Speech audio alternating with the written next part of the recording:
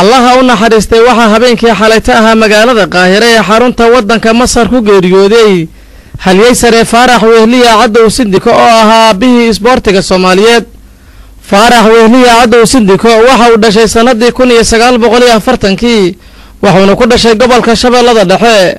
waxaa lagu xasuustaa inuu isboortiga ku soo biiray muddo haatan laga joogo 50 sannadood sidoo faarax u sheegay dhawaantan telefishinka caalamiga Universal maruu ku cazumay xarunta kaaf ee ku taala 6 Oktoobar.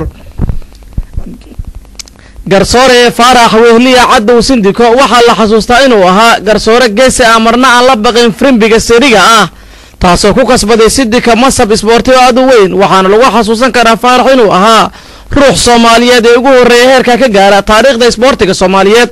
faarax wehliya cadow sindiko waxa uu halgan dheer u soo galay horumarinta isboortiga Soomaaliyeed iyo kan Afrikaba.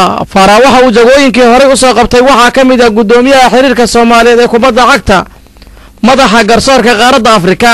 faarax haatan waxa uu ahaa gudoomiye ku-xigeenka koobaad ee kubadda cagta ee qaaradda Afrika ee CAF.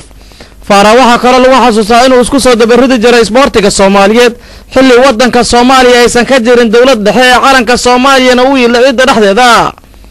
faarax wehliya cadow sindiko waxa uu telefishinka Universal u xaqiijiyay dhawaantan inuu isboortiga Soomaaliyeed u geliyay lacag qiimaheeda gaaraya $420,000 Mareykanka ah.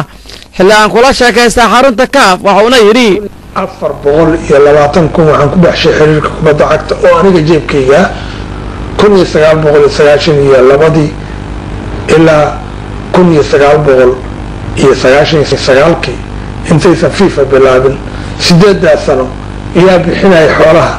meel kasta waa la tegayay, ciyaar kasta waa laga qayb galayay, xafiisyadu waa furaya, taleefanadu waa furaya, ayaa kharash ka bixinayay.